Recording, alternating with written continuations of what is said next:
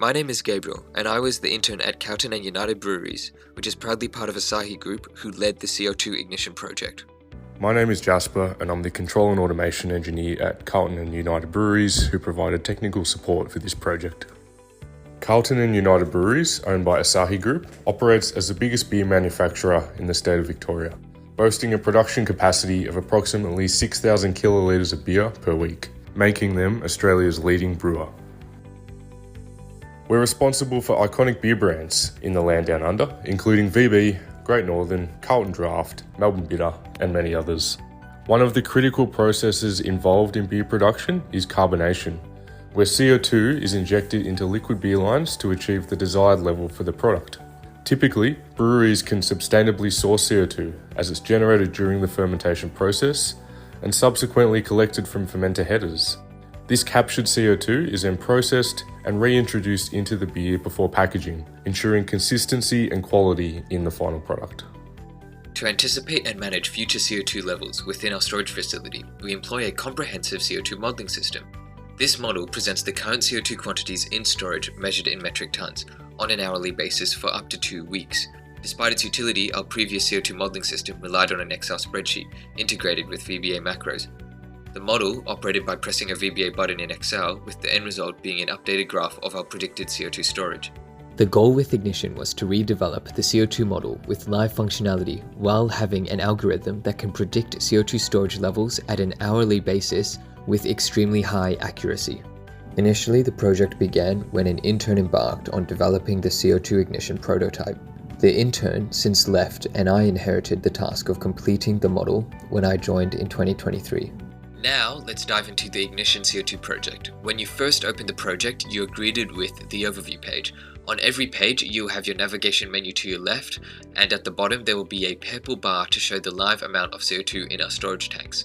At the top of the overview page, we have bolded numbering signifying the daily open of our CO2 storage against what the model expects in metric tons, with green meaning we are at or above model, and red signifying that we are falling below model. Underneath that, we have a banner showing key indicators for our team, such as CO2 storage low, total amount of brews, CO2 collect efficiency, and the low collect period for that week. Then we have our CO2 storage forecast graph, and this is possibly the most important graph for the team. The pink line represents the storage level as predicted by our algorithm, and the dark blue line represents the actual CO2 level in storage, with the dotted light blue line being an overlay of our predicted line at the end of our actual line. Now, as our CO2 system comprises of a collect side and a usage side, when we scroll down we first see our collect forecast graph, where the shaded colors are the predicted amount of CO2 generated from each individual fermenter, and each line is a live measurement of our collected CO2 in various parts of our collect system.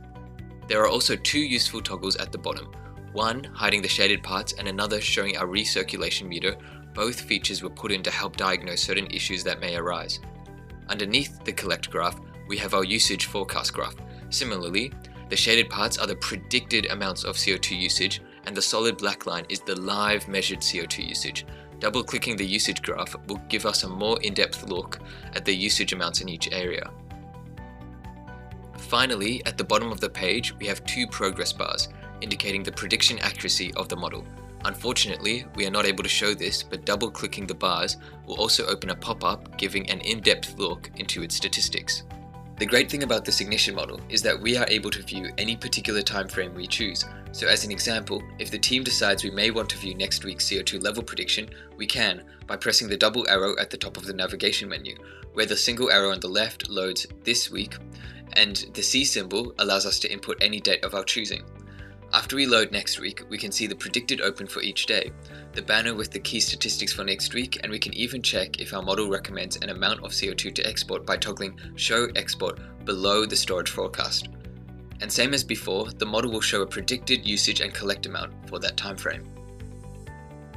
Now, one of the more powerful pages is the brew plan page. This page took 3 months to complete and perfectly combines real-time live data with the CO2 model's algorithm. At the top of the page, we have used Ignition's mirror component to port two graphs from the overview page to the brew plan page. Below that, we have two tables, each with a list of every active or occurring brew. Each row in those tables gives us important details such as fermenter number and stage, brew size and dates, and a progress bar indicating the predicted time left in that stage, of which these are updated every minute.